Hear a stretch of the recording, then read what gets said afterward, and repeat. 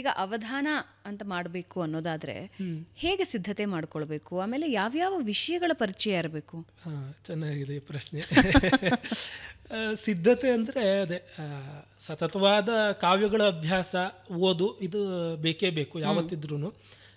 ಅಂದರೆ ಅವಧಾನದಲ್ಲಿ ಮುಖ್ಯವಾಗಿ ಬೇಕಾಗಿರುವಂಥದ್ದು ಎರಡು. ಒಂದು, ಅದು ವಿದ್ವತ್ಪೂರ್ಣವಾಗಿ ಅಥವಾ ಜನರಿಗೆ, ನೋಡೋ ಜನರಿಗೆ ಹೊಸದನ್ನು ತಿಳಿಸೋ ಥರ ಇರಬೇಕು. ಅಂದರೆ ಅದು ಬೋಧಪ್ರದವಾಗಿರಬೇಕು ಅಂತ ಹೇಳ್ತಾರೆ. ಇನ್ನೊಂದು ಮೋದಪ್ರದವಾಗಿರಬೇಕು, ಸಂತೋಷವನ್ನು ಕೊಡಬೇಕು.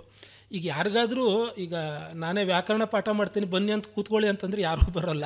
ಅದು ನಾವು ಸಾಕು ಟೆಕ್ಸ್ಟ್ ಬುಕ್ಕಲ್ಲಿ ಓದ್ದಷ್ಟೇ ಸಾಕು ನಮಗೆ ಅಂತ ಹೋಗ್ತಾರೆ. ಅದೇ ಸಿನಿಮಾ ನೋಡಿ ಬನ್ನಿ ಅಂತ ಕರೆದ್ರೆ ಖಂಡಿತ ಬರ್ತಾರೆ, ಯಾಕೆಂದರೆ ಅದು ಎಂಟರ್ಟೈನ್ಮೆಂಟು. ಅದೇ ಈಗ ಎಂಟರ್ಟೈನ್ಮೆಂಟು ಆಗಬೇಕು, ಜೊತೆಗೆ ಅವ್ರಿಗೆ ಕಲಿಕೆನೂ ಆಗಬೇಕು ಅಂತ ಆದಾಗ ಅದು ಒಂದು ಕಲೆ ಆಗುತ್ತೆ. ಅಂದರೆ ಈ ಅವಧಾನದಂಥ ಕಲೆ ಆಗುತ್ತೆ. ಅಲ್ಲಿ ಒಂದು ಅವಧಾನಿ ಆದವನು ಪಾಂಡಿತ್ಯದಿಂದ ಹೇಳಬೇಕಾಗಿರೋದು ಒಂದಿಷ್ಟು ವಿಷಯಗಳಿರುತ್ತೆ, ಜೊತೆಗೆ ಜನರಿಗೆ ಸಂತೋಷ ಆಗೋ ಥರ ಹೇಳಬೇಕಾಗಿರೋದು ಇರುತ್ತೆ. ಈಗ ಅಪ್ರಸ್ತುತ ಪ್ರಸಂಗದಲ್ಲಿ ಕೆಲವೊಮ್ಮೆ ಗಂಭೀರವಾದ ಪ್ರಶ್ನೆಗಳೂ ಬರುತ್ತೆ. ಈಗ ಉದಾಹರಣೆಗೆ ಯಾವುದೋ ಒಂದು ಪ್ರಸ್ತುತ ಸಾಮಾಜಿಕ ಸಮಸ್ಯೆ ಕುರಿತಿರ್ಬೋದು, ಈ ಥರ ಇರ್ಬೋದು. ಇನ್ನು ಕೆಲವು ಬಾರಿ ತಮಾಷೆಯಾದ ಪ್ರಶ್ನೆಗಳು ಬರುತ್ತೆ. ಅದು ಕೆಲವು ಉದಾಹರಣೆ ಕೊಡ್ಬೋದು. ನಮ್ಮ ಶತಾವಧಾನಿಗಳಿಗೆ ಒಂದು ಬಾರಿ ಕೇಳಿದ್ರಂತೆ, ಎಳೆದಷ್ಟು ಗಿಡ್ಡ ಆಗೋದು ಯಾವುದು ಅಂತ ಒಬ್ಬರು ಪ್ರಶ್ನೆ ಕೇಳಿದ್ರಂತೆ. ಇವರು ಬೀಡಿ ಅಂತಂದ್ರಂತೆ. ಅಷ್ಟೇ, ಅಲ್ಲಿಗೆ ಅದು ಮುಗೀತು. ಆ ಥರ ಒಂದು ಹಾಸ್ಯದ ಉತ್ತರದಲ್ಲಿ, ಹಾಸ್ಯದ ಪ್ರಶ್ನೆಯಲ್ಲಿ ಮುಗಿಯುತ್ತೆ. ಕೆಲವೊಂದು ಬಾರಿ ಅವರಿಗೆ ಈ ಥರದ್ದೇ ಇದರಲ್ಲಿ ಗಂಭೀರವಾದ ಪ್ರಶ್ನೆನೂ ಕೇಳಿದ್ದಿದೆ. ಅಂದರೆ ಈಗ ಋಗ್ವೇದದ ಯಾವುದೋ ಮಂತ್ರದ ಬಗ್ಗೆ ಏನೋ ಒಂದು ಕೇಳಿದ್ರು, ಅದು ಆ ಅವಧಾನಿಯ ಪಾಂಡಿತ್ಯಕ್ಕೆ ಸಂಬಂಧಪಟ್ಟು ಕೇಳಬೇಕಾಗತ್ತೆ. ಯಾಕೆಂದರೆ ಎಲ್ರಿಗೂ ಅಷ್ಟು ಆಳವಾದ ಜ್ಞಾನ ಇರೋಲ್ಲ. ಆಗ ಅವಧಾನಿ ಆದವನು ಅದಕ್ಕೆ ತಕ್ಕಂತೆ ಓದ್ಕೊಂಡಿದ್ದಿದ್ರೆ ಉತ್ತರ ಕೊಡ್ಬೋದು. ಇಲ್ಲದಿದ್ದರೆ ಅಪ್ರಸ್ತುತ ಪ್ರಸಂಗಿಗಳು ಅಥವಾ ಯಾವುದೇ ವಿಭಾಗ ಆಗಿರಲಿ, ಗೊತ್ತಿಲ್ಲದೆ ಇದ್ದರೆ ಅದನ್ನು ಹೇಗೋ ಜಾಣ್ಮೆಯಿಂದ ದಾಟ್ಕೋಬೇಕಾಗತ್ತಷ್ಟೇ, ಅಲ್ಲಿ ಸಂದರ್ಭಕ್ಕೆ ತಕ್ಕ ಹಾಗೆ. ಸಾಮಾನ್ಯ ಭಾಷೆಯಲ್ಲಿ ಅವಧಾನನ ನಾವು ಅರ್ಥ ಮಾಡ್ಕೊಳ್ಳೋದಾದ್ರೆ ಆ ವಿಷಯಕ್ಕೆ, ಒಂದು ವಿಷಯಕ್ಕೆ ಸಂಬಂಧಪಟ್ಟ ಹಾಗೆ ಆಳವಾದ ಜ್ಞಾನ ಇದ್ದು ಎದುರಿಗಿನ ವ್ಯಕ್ತಿ ಯಾವುದೇ ಪ್ರಶ್ನೆ ಕೇಳಿದ್ರು ಅದಕ್ಕೆ ಉತ್ತರ ಕೊಡೋದಾಗಿರ್ಬೇಕು. ಅದು ಛಂದಸ್ಸಾಗಿರ್ಲಿ, ಕಾವ್ಯ ಸಾಹಿತ್ಯ ಆಗಿರ್ಲಿ, ಯಾವುದಾದ್ರೂ ಆಗಿರ್ಲಿ. ಇನ್ನೊಂದು ಮುಖ್ಯವಾಗಿ ಹೇಳಬೇಕು ಅಂದರೆ, ಸಾಮಾನ್ಯವಾಗಿ ಎಲ್ಲ ಪದ್ಯಗಳ ರೂಪದಲ್ಲಿ ರಚನೆ ಆಗುತ್ತೆ. ಈಗ ರಾಜಶೇಖರ ಮೊದಲಾದಂಥ ಹಳೆ ಆಲಂಕಾರಿಕರು ಏನು ಹೇಳಿದ್ದಾರೆ ಅಂದರೆ, ಎಲ್ಲರೂ ಬೇರೆ ಬೇರೆ ಥರ ಕವಿಗಳಲ್ಲಿ ಬೇರೆ ಬೇರೆ ಕ್ಯಾಟಗರಿಗಳನ್ನು ಹೇಳಿದ್ದಾರೆ. ಅಂದರೆ ಒಂದಿದ್ರಲ್ಲಿ ಸರ್ವೋಪಿ ಹೃದಯ ಕವಿ ಅಂತ ಹೇಳ್ತಾರೆ. ಅಂದರೆ ಎಲ್ಲರೂ ಮನಸ್ಸಿನಿಂದ ಕವಿನೇ. ಯಾರೋ ಒಬ್ಬರು ಒಳ್ಳೆಯ ವಾಕ್ಯವನ್ನು ಹೇಳಿದಾಗ ನಾವು ತುಂಬ ಖುಷಿ ಪಡ್ತೀವಿ, ಸಂತೋಷ ಆಗುತ್ತೆ. ಅದು ನಮ್ಮಲ್ಲಿರುವ ಒಂದು ಸಹಸ್ಪಂದನವನ್ನು ತೋರಿಸುತ್ತೆ, ನಮ್ಮಲ್ಲಿರುವ ಸಹೃದಯತೆಯನ್ನು. ಅದೇ ಕೆಲವರು ಗೃಹ ಕವಿಗಳು ಅಂತ, ಮನೇಲಿ ಕೂತ್ಕೊಂಡು ಕವಿತೆಯನ್ನು ಬರೆಯುವಂಥವ್ರು. ಕೆಲವರು ಆಶು ಕವಿಗಳು ಅಂತ ಆಶುವಾಗಿ ಹೇಳ್ತಾರೆ. ಸಭಾ ಕವಿಗಳು ಅಂತ, ಸಭೆಯಲ್ಲಿ ಕೇಳಿದಾಗ, ಪ್ರಶ್ನೆ ಕೇಳಿದಾಗ ಈ ಪ್ರಶ್ನೆಗೆ ನೀವು ಹೇಳಿ, ಇಂಥ ಸೂರ್ಯೋದಯವನ್ನು ವರ್ಣನೆ ಮಾಡಿ ಅಂತಂದ್ರೆ ಸೂರ್ಯೋದಯದ ಬಗ್ಗೆ ಒಂದು ಪದ್ಯ ಹೇಳುವಂಥವ್ರು. ಈ ಥರದ ಆಶು ಕವಿಗಳು, ಸಭಾ ಕವಿಗಳು, ಈ ಥರ ಎಲ್ಲ. ಬಾಣಭಟ್ಟ ಒಂದು ಒಳ್ಳೆ ಮಾತನ್ನು ಹೇಳ್ತಾನೆ, ಏನಂದರೆ ಸಂತಿಶ್ವಾನ ಯುವಾ ಸಂಖ್ಯಾ ಜಾತಿ ಬಾಜೋ ಗೃಹೇ ಗೃಹೇ. ಪ್ರತಿ ಮನೆಯಲ್ಲೂ ನಾಯಿಗಳ ಥರ ಕವಿಗಳು ಇದ್ದೇ ಇದ್ದಾರೆ, ಆದರೆ ವ್ಯುತ್ಪಾದಕಾದ ಬಹವ ಕವಯ ಶರಭ ಇವ ಅಂತ. ಶರಭಗಳ ಥರ, ಅಂದರೆ ಅದು ಶರಭ ಅನ್ನೋದು ಕಾಲ್ಪನಿಕ. ಆ ತರಹ ವ್ಯುತ್ಪಾದಕರಾದಂಥವ್ರು, ಒಳ್ಳೆಯ ಜ್ಞಾನ ಇರುವಂಥವ್ರು, ಅವರನ್ನು ಓದಿದ್ರೆ ನಮಗೂ ನಾಲೆಜ್ ಬರುವಂತಹ ಕವಿಗಳು ತುಂಬ ಕಡಿಮೆ ಅಂತ ಹೇಳ್ತಾನೆ ಅವ್ರು. ಶರಭಗಳ ಥರ ಅವ್ರು ಕಾಣೋಲ್ಲ ಅಂತ. ಅಂದರೆ ಕವಿಗಳು ಸುಲಭ. ಈಗಿನ ಕಾಲದಲ್ಲಂತೂ ಫೇಸ್ಬುಕ್ ಮೊದಲಾದ ಮಾಧ್ಯಮಗಳಲ್ಲಿ ಎಲ್ಲರೂ ಕವಿಗಳೇ ಆಗಿರ್ತಾರೆ. ಆದರೆ ಆ ಪಾಂಡಿತ್ಯದಿಂದ ಇದರಿಂದ ಬರೋ ಕವಿಗಳು ತುಂಬ ಕಡಿಮೆ. ಈ ಅವಧಾನ ಅಂತಂದಾಗ ಆ ಪಾಂಡಿತ್ಯ ಮತ್ತು ಬೇರೆ ಬೇರೆ ವಿಷಯಗಳ ಜ್ಞಾನ ಇದು ತುಂಬ ಬೇಕಾಗುತ್ತೆ. ಆ ಥರ ನಡೆಯುತ್ತೆ. ಅತ್ಯಂತ ಕಷ್ಟವಾದ ಪ್ರಶ್ನೆಯಿಂದ ಹಿಡಿದು ಬಹಳ ತಮಾಷೆಯಾದಂತಹ ಪ್ರಶ್ನೆ, ಸಮಯ ಪ್ರಜ್ಞೆಯಿಂದ ಉತ್ತರ ಕೊಡಬೇಕಾಗತ್ತೆ. ಸಮಯ ಪ್ರಜ್ಞೆ ಒಂದೇ ಲೆಕ್ಕಕ್ಕೆ ಬರೋದಿಲ್ಲ, ನಿಮ್ಮ ಆಳ ಜ್ಞಾನ ಎಷ್ಟಿದೆ ಅನ್ನೋದು ಕೂಡ ಇದರಲ್ಲಿ ಬರುತ್ತೆ.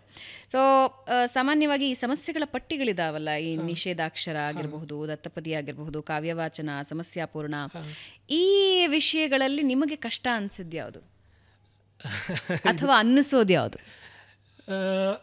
ಅಂದರೆ ಅವಧಾನ ಮಾಡಬೇಕೊಳಗೆ ಒಂದು ಮನಸ್ಸಿನಲ್ಲಿ ಸಿದ್ಧತೆ ಇರುತ್ತೆ.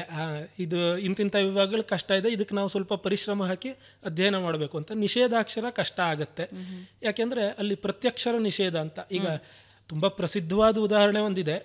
ಅವಧಾನದಲ್ಲಿ ಒಂದು ಪದ್ಯದಲ್ಲಿ ನೀವು ಗಣೇಶನ ಸ್ತುತಿಯನ್ನು ಮಾಡಿ ಅಂತ ಅವ್ರು ಪ್ರಚಕ್ರು ಕೇಳ್ತಾರೆ.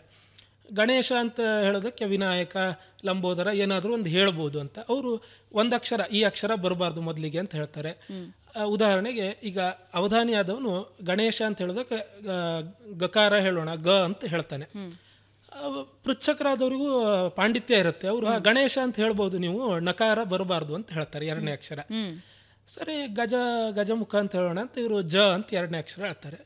ಅವ್ರಿಗೆ ಗೊತ್ತಾಗುತ್ತೆ ಇವನು ಗಜಮುಖ ಅಂತ ಹೇಳ್ತಾ ಇದ್ದಾರೆ, ಅವಧಾನಿಗಳು ಗಜಮುಖ ಅಂತ ಹೇಳ್ತಾರೆ, ಹಾಗಾಗಿ ಮಕಾರ ಬರಬಾರ್ದು, ಮುಂದಿನ ಅಕ್ಷರ ಮಕಾರ ಬರಬಾರ್ದು ಅಂತ ಹೇಳ್ತಾರೆ. ಆಯಿತು, ಗಜವದನ ಅಂತ ಹೇಳೋಣ ಅಂತ ಅವಧಾನಿ ಆದವನು ಗಜ ವ ಅಂತ 3ನೇ ಅಕ್ಷರ ವಕಾರವನ್ನು ಹೇಳ್ತಾನೆ. ಆಗ ಅವ್ರಿಗೆ ಗೊತ್ತಾಗುತ್ತೆ ಗಜವದನ ಅಂತ ಹೇಳ್ತಾರೆ, ದಕಾರ ಬರಬಾರ್ದು ಅಂತ ನಿಷೇಧ ಮಾಡಿದ್ರು. ಈಗ ಗಜವ ಆಗಿದೆ, ಮತ್ತೆ ಹಿಂದೆ ಹೋಗೋಕ್ಕಾಗಲ್ಲ, ಇದರಲ್ಲಿ 1 ಡೈರೆಕ್ಷನ್, ಇದು ಒನ್ ವೇ, ಮತ್ತೆ ಯೂಟರ್ನ್ ಇಲ್ಲ. ನೀವು ಗಜವ ಇದೆ, ಮುಂದ್ಗಡೆ ಅಕ್ಷರವನ್ನ ದಕಾರ ನಿಷೇಧ ಮಾಡಿದ್ದಾರೆ. ಆದರೆ ಅವಧಾನಿ ಆದವರಿಗೆ ಈ ಶಬ್ದಕೋಶಗಳ ಪಾಂಡಿತ್ಯ ಬೇಕು.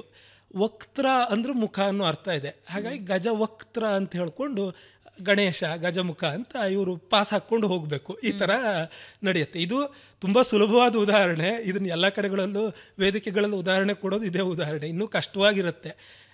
ಒಂದು ಬಾರಿ ನನ್ನ ಅವಧಾನದಲ್ಲೇ ಒಂದು ಕಡೆ ಜೋಗ್ ಫಾಲ್ಸ್ ಬಗ್ಗೆ ವರ್ಣನೆ ಮಾಡಿ ಅಂತ ಕೇಳಿದ್ರು. ಜೋಗ್ ಫಾಲ್ಸ್ ಅಲ್ಲಿ ಹೊನ್ನಾವರದಲ್ಲಿ ಆಗಿತ್ತು. ತುಂಬ ಸಮೀಪದಲ್ಲಿ ನಿಷೇಧಾಕ್ಷರದಲ್ಲಿ. ಮೊದಲನೇ ಸಾಲಿನಲ್ಲೇ ಹೀಗೆ ಏನೋ ಬೆಟ್ಟಗಳ ನಡುವೆ ಹುಟ್ಟು ಹರಿತಾ ಇರೋ ನದಿ ಹಾಗೆ ಹೀಗೆ ಅಂತ ಹೇಳ್ಕೊಂಡು ಹೋದೆ. ಅವರು ಪಂಡಿತರೆ, ಒಳ್ಳೆ ಜ್ಞಾನ ಇರುವಂಥವ್ರೆ, ಯೋಚನೆ ಮಾಡ್ತಾ ಇದ್ದಾರೆ ಅವರು ಎಲ್ಲಿ ತರ್ಬೋದು. ನಾನು ಜೋ ಅಂತ ಹೇಳಿದ್ರೆ ಗ ನಿಷೇಧ ಮಾಡಿಬಿಡ್ತಾರೆ ಮುಂದೆ. ಹಾಗಾಗಿ ನಾನು ಸ್ವಲ್ಪ ವಿಚಾರ ಮಾಡ್ಕೊಂಡು ಏನು ಮಾಡಿದೆ, ಯಾವುದೋ ಒಂದು ಮಧ್ಯದಲ್ಲಿ ಯೋ ಅಂತ ಅಕ್ಷರ ತಗೊಂಡೆ. ಸಲೆ ಯೋ ಅಂತ ಹೇಳಿದೆ. ಮುಂದಿನ ಅಕ್ಷರ ಅವರಿಗೆ ಯೋಜನೆ ಅಂತ ಏನಾದ್ರು ಮಾಡ್ಬೋದು ಅಂತ ಜಕಾರ ನಿಷೇಧ ಮಾಡಿದ್ರು. ನಾನು ಗ ಅಂತ ಹೇಳಿದೆ, ಯೋಗ ಅಂತ ಆಯಿತು. ಆಮೇಲೆ ಅವ್ರಿಗೆ ಗೊತ್ತಾಗಿಲ್ಲ ಏನು ಯೋಗ ಅಂತ ಹೇಳ್ಕೊಂಡು ಆಮೇಲೆ ಮುಂದ್ಗಡೆ ಬೇರೆ ಯಾವುದೋ ನಿಷೇಧ ಮಾಡಿದ್ರು. ನಾನು ನಾ ಅಂತ ಹೇಳಿದೆ. ಹೀಗೆ ಯೋಗ ನಾಮಕಂ ಅಂತ ಆಯಿತು. ಅದು ಕೊನೆಗೆ ಅದು ಅವರಿಗೂ ಗೊತ್ತಾಗಿಲ್ಲ, ಬೇರೆ ಯಾರಿಗೂ ಗೊತ್ತಾಗಿಲ್ಲ. ಆಮೇಲೆ ನಾನು ಹೇಳಿದೆ, ಅದು ಹೇಗೆ ಜೋಗ ಅನ್ನೋ ಹೆಸರು ಅಂದರೆ ನಮ್ಮ ತತ್ಸಮ ತದ್ಭವಗಳಿದೆಯಲ್ಲ, ಅದರಲ್ಲಿ ಯೋಗಿ ಅನ್ನೋದು ಜೋಗಿ ಅಂತ ಆಗುತ್ತೆ. ಹಾಗಾಗಿ ಯೋಗ ಅನ್ನೋದು ಜೋಗ ಅಂತ ಆಗುತ್ತೆ ತದ್ಭವ. ಹಾಗಾಗಿ ನಾನು ಯೋಗ ಅಂತ ತಗೊಂಡಲ್ಲ, ಅದು ಜೋಗ ಅನ್ನೋದ್ರ ರೂಪ. ಹಾಗಾಗಿ ಜೋಗ್ ಫಾಲ್ಸ್ ಬಂದಿದೆ ಇದರಲ್ಲಿ ಪದ್ಯದಲ್ಲಿ ಅಂತ ಹೇಳಿದೆ. ಅಂದ್ರೆ ಕಳ್ಳ ಪೊಲೀಸ್ ಆಟದ ತರ, ಅವ್ರು ಎಲ್ಲಿ ಹೋಗ್ತಾರೋ ನಾವು ತಪ್ಪಿಸ್ಕೊಂಡು ಹೋಗೋದು. ಈ ತರ ನೀವೆಲ್ಲಿ ಹೋದ್ರು ಅವ್ರು ಅಲ್ಲೊಂದು ಲಾಕ್ ಮಾಡ್ತಾರೆ, ಮತ್ತೆ ಇನ್ನೊಂದು ಕಡೆಯಿಂದ ಹೋದ್ರೆ ಮತ್ತೆ ಅಲ್ಲೊಂದು, ಆ ತರ ಗುರಿ ಮುಟ್ಟಬೇಕು. ಇದು ನಿಷೇಧಾಕ್ಷರದ ಕಷ್ಟ. ಈ ತರ ಪ್ರತಿಯೊಂದು ವಿಭಾಗಕ್ಕೂ ಅದರದ್ದೇ ಕಷ್ಟ ಇದೆ. ಈಗ ಸಮಸ್ಯಾಪೂರ್ಣ ಅಂತ ಹೇಳಿದ್ರಿ. ಸಮಸ್ಯಾಪೂರ್ಣ ನಾವು ಕವಿರತ್ನ ಕಾಳಿದಾಸ ಸಿನಿಮಾದಲ್ಲೆಲ್ಲ ನೋಡಿದೀವಿ. ಕಮಲೆ ಕಮಲೋತ್ಪತ್ತಿ ಅಂತ ಹೇಳ್ತಾನೆ. ಯಾರಿಗೂ ಅದನ್ನ ಹೇಗೆ ಕಮಲದಲ್ಲಿ ಕಮಲ ಹೇಗೆ ಹುಟ್ಟುತ್ತೆ ಅಂತ ಗೊತ್ತಾಗೋಲ್ಲ.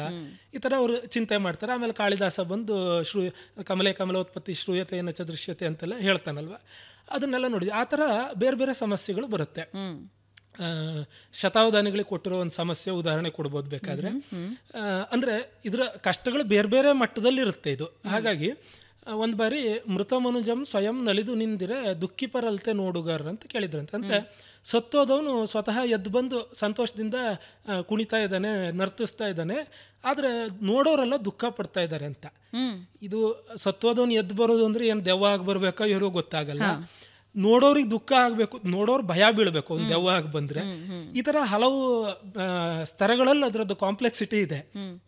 ಅವರು ಅದನ್ನು ಒಂದು ಒಳ್ಳೆ ಪರಿಹಾರ ಮಾಡಿದ್ರು. ಚತುರನಟಂ ರಸಾಹವ ಚಿತ್ರ ಶತಸ್ತುತಂ ದಿವಂಗತಿಸಿರಲ ಆತನ ಸ್ಮರಣೆಗೆಂದು ನಿಯೋಜಿಸೆ ದೂರದರ್ಶನಂ ವಿತತ ಮನೋಜ್ಞ ಚಿತ್ರಮನದಂ ಪರಿಕಿಪ್ಪ ಕಾಲದೊಳ್. ಸಿನಿಮಾ ಟೆಲಿಕಾಸ್ಟ್ ಮಾಡ್ತಾ ಇದ್ರು. ಅವರು ಆವಾಗ ಶಂಕರ್ನಾಗ್ ತೀರ್ಕೊಂಡ ಟೈಮು ಅನ್ಸುತ್ತೆ. ಆಗ ಶಂಕರ್ನಾಗ್ ಸ್ಮರಣಾರ್ಥವಾಗಿ ಯಾವುದೋ ಸಿನಿಮಾ ಹಾಕಿದಾಗ ಆ ಸಿನಿಮಾದಲ್ಲಿ ಅವ್ನು ಡ್ಯೂಯೆಟ್ ಹಾಡ್ಕೊಂಡು ಡ್ಯಾನ್ಸ್ ಮಾಡ್ತಾ ಇದ್ರೆ ನೋಡೋರು ಅಯ್ಯೋ ಎಷ್ಟು ಒಳ್ಳೆ ನಟ ಆಗಿದ್ದ ಅಂದ್ರೆ ದುಃಖ ಪಡ್ತಾ ಇದ್ರು ಅಂತ ಅವ್ರು ಪರಿಹಾರ ಮಾಡಿದ್ರು. ಈ ಥರ ಅಂದರೆ ಬೇರೆ ಬೇರೆ ರೀತಿಯಲ್ಲಿ ಅದು ಕಾಂಪ್ಲೆಕ್ಸ್ ಇರುತ್ತೆ. ಆ ಸಮಸ್ಯೆ ಪೂರ್ಣದ ಅವರು ಪರಿಹಾರ ಮಾಡ್ಕೊಂಡು ಬಂದಿರ್ತಾರೆ. ಪೃಚ್ಛಕರು ಕೂಡ ಅವ್ರ ಹತ್ರ ಒಂದು ಉತ್ತರ ಇರುತ್ತೆ. ಅವಧಾನಿ ಅದೇ ಉತ್ತರ ಹೇಳಬೇಕು ಅಂತಿಲ್ಲ, ಆದರೆ ಅವರು ಉತ್ತರ ಮಾಡ್ಕೊಂಬರ್ಬೇಕು. ಯಾಕೆಂದರೆ ಏನೂ ಉತ್ತರ ಕೊಡಬೇಕಾಗಿರೋ ಜವಾಬ್ದಾರಿ ಇಲ್ದಿದ್ದಾಗ ಏನು ಬೇಕಾದ್ರೂ ಪ್ರಶ್ನೆ ಕೇಳ್ಬೋದು. ಆದರೆ ಒಂದು ಜವಾಬ್ದಾರಿಯಿಂದ ಬರಬೇಕು ಪೃಚ್ಛಕರಾದವರು ಅಂತ ಅವರು ಒಂದು ಸಮಸ್ಯೆ ಪೂರ್ಣ ಮಾಡ್ಕೊಂಡು ಬಂದಿರಬೇಕು. ಅದಕ್ಕೆ ಅವಧಾನಿ ಪರಿಹಾರ ಮಾಡಬೇಕು ಅಂತ. ಅಂದರೆ ಎಷ್ಟು ಜ್ಞಾನ ಇರಬೇಕು, ಎಷ್ಟು ಆ ಕ್ಷಣಕ್ಕೆ ಉತ್ತರ ಸಂದರ್ಭೋಚಿತವಾಗಿ. ಅಂದರೆ ಅವರು ನಿಂತು ನಿಮ್ಮನ್ನ ಪ್ರಶ್ನೆ ಕೇಳ್ತಾರೆ, ಆ ಪ್ರಶ್ನೆಗೆ ಆ ಕ್ಷಣಕ್ಕೆ ಅವರು ಉತ್ತರ ಕೊಡಬೇಕಾಗತ್ತೆ. ಯಾವುದೇ ವಿಷಯದಲ್ಲಾಗಿರಲಿ ಹಾಗೆ ಕಟ್ಟಿ ಕೊಡಬೇಕಾಗತ್ತೆ. ಓ ಮೈ ಗಾಡ್. ಇದು ಆಮೇಲೆ ಇನ್ನು ಕಾವ್ಯವಾಚನ ಅಂತ ಹೇಳಿದ್ರೆ ಅದು ಇನ್ನೊಂದು ಮಟ್ಟದ ಕಷ್ಟ. ಏನಂದ್ರೆ ಈ ಕಾವ್ಯವಾಚನದಲ್ಲಿ ನಮ್ಮ ಸಂದರ್ಭ ಸಹಿತ ವಿವರಿಸಿ ಅಂತೆಲ್ಲ ಪ್ರಶ್ನೆಗಳಿರ್ತಿದ್ವಲ್ಲ, ಯಾರು ಯಾರಿಗೆ ಹೇಳಿದರು ಅಂತೆಲ್ಲ. ಆ ಥರ ಕಾವ್ಯವಾಚನದ ಪೃಚ್ಛಕರು ಅದು ಮುಖ್ಯವಾಗಿ ಯಾವುದೋ ಒಂದು ಒಳ್ಳೆಯ ಕಾವ್ಯದ ರಸವತ್ ಪ್ರಸಂಗದ್ದು ಒಂದು ಪದ್ಯವನ್ನು ಅವ್ರು ಹಾಡ್ತಾರೆ. ಅದು ಯಾವ ಕಾವ್ಯದ್ದು ಏನು ಎತ್ತ ಅವ್ರು ಹೇಳಲ್ಲ. ಅವಧಾನಿ ಆದವನು ಇದು ಇಂಥ ಕವಿ ಬರೆದಿರೋದು, ಇಂಥ ಕಾವ್ಯದ್ದು, ಇಂಥ ಪ್ರಸಂಗದಲ್ಲಿ ಇಂಥವ್ರಿಗೆ ಹೇಳಿರೋದು, ಈ ಘಟನೆ ಹೀಗಿದೆ ಅಂತ ಅದ್ರ ವಿವರಿಸಬೇಕು. ಅಂದ್ರೆ ಆ ಕಾವ್ಯದ ಕಾಲಘಟ್ಟ ಏನಾದ್ರೂ ಫಿಕ್ಸ್ ಆಗಿರತ್ತಾ? ಇಲ್ಲ, ಅಂದ್ರೆ ಇದರಲ್ಲಿ ಅದೇ ಅವಧಾನಕ್ಕೆ ಈ ಕಾಲಘಟ್ಟದಲ್ಲಿ ಆಗಿರುವಂತಹ ಕಾವ್ಯವಾಚನ ಇದು ಅಥವಾ ಕಾವ್ಯ ರಚನೆ ಇದು ಹಂಗೇನಾದ್ರೂ ಇರುತ್ತೆ? ಆ ಥರ ಏನೇ ಇಲ್ಲ. ಈಗ ಸಾಮಾನ್ಯವಾಗಿ ಈ ನವ್ಯ ಕವಿತೆಗಳು ಈ ಕಡೆಯವ್ರನ್ನ ಬಿಡ್ತಾ ಇರ್ತೀವಿ ನಾವು. ಯಾಕೆಂದರೆ ಅಭಿಜಾತ ಕಾವ್ಯಗಳು, ಮಾರ್ಗ ಕಾವ್ಯಗಳು ಅಂತ ಹೇಳ್ತಾರಲ್ವ, ಈಗ ಮಹಾಕಾವ್ಯಗಳು ತಗೋಬೇಕು ಅಂತ ಮುಖ್ಯವಾಗಿರೋದು.